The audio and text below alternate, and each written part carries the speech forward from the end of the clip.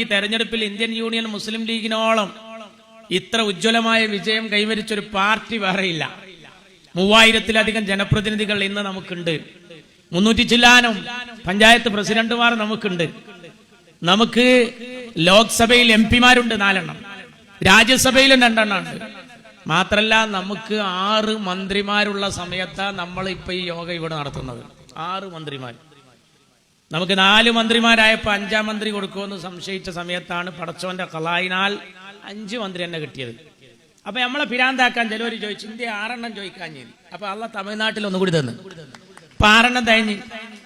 മാത്രല്ല നിങ്ങൾ ആലോചിക്കണം, ഇന്ത്യ രാജ്യത്ത് 2 സംസ്ഥാനത്ത് ക്യാബിനറ്റ് റാങ്കുള്ള ഏറ്റവും വലിയ പാർട്ടി ഒന്ന് BJP ആണെങ്കിൽ, 2ാമത് ഇന്ത്യൻ നാഷണൽ കോൺഗ്രസ് ആണ്, 3ാമത് പാണക്കാട് സ്വാദിഖ് അലി തങ്ങളുടെ ഇന്ത്യൻ യൂണിയൻ മുസ്ലിം ലീഗാണ്.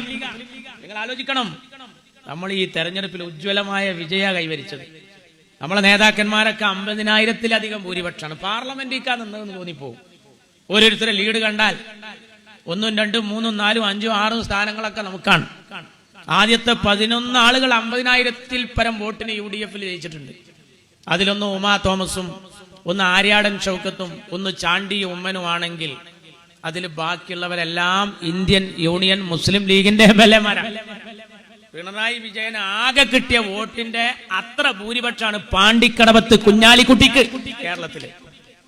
ഇങ്ങനെ ഒരു ഓസ്കാർ പുരസ്കാരത്തെ വെല്ലുന്ന അതിനേക്കാൾ ദറജയുള്ള വിജയം നമ്മൾ കൈവരിച്ചു. നിർത്തിയ സ്ഥലങ്ങളിൽ 5 സ്ഥലത്ത് മാത്രമാണ് നമ്മൾ പരാജയപ്പെട്ടത്. അത് തന്നെ 3 എണ്ണം തുച്ഛം വോട്ടിനെ നമുക്ക് നഷ്ടപ്പെട്ടത്. കൂത്തുപറമ്പില്, അഴീക്കോട്, ഗുരുവായൂര് 1000-ൽ താഴെ വോട്ടുകൾക്ക് വരെ നഷ്ടപ്പെടുന്ന ഒരു സ്ഥിതിവിശേഷം ഉണ്ടായി. ഒന്നുകൂടി ശ്രദ്ധിച്ചിരുന്നുവെങ്കിൽ, ഇപ്പൊ ഈ യുദ്ധക്കെടുതിയൊന്നും ഇല്ലായിരുന്നുവെങ്കിൽ, വിമാനത്തിൽ കുറച്ചുകൂടി ആൾക്കാർക്ക് വരാൻ പറ്റിയിരുന്നുവെങ്കിൽ 100-ൽ 100 വാങ്ങുന്ന പാർട്ടിയായി മുസ്ലിം ലീഗ് മാറുമായിരുന്നു. ഇങ്ങനെ ഒരു സാഹചര്യം വന്നു. ഒരു കാലത്ത് നമുക്ക് ചില അപജയങ്ങൾ ഉണ്ടായപ്പോ എന്തെല്ലാനാ പറഞ്ഞിരുന്നത്? ദാ കുറ്റിപ്പുറത്ത് കുഞ്ഞാലിക്കുട്ടി പോയി മലപ്പുറം ചോന്നു എന്നൊക്കെ പറഞ്ഞിരുന്നു. അന്ന് 3 സ്ഥലത്താണ് നിങ്ങൾ ഞങ്ങളെ കോട്ട പൊട്ടിച്ചതെങ്കിൽ അതിന് തിരിച്ചടിയായി മുസ്ലിം ലീഗ് 13 കോട്ടയാണ് ഈ തെരഞ്ഞെടുപ്പിൽ നിങ്ങളത് പൊട്ടിച്ചത്. 13 എണ്ണം. ആന കുത്തിയാൽ കുലുങ്ങാത്ത പല മണ്ഡലങ്ങളും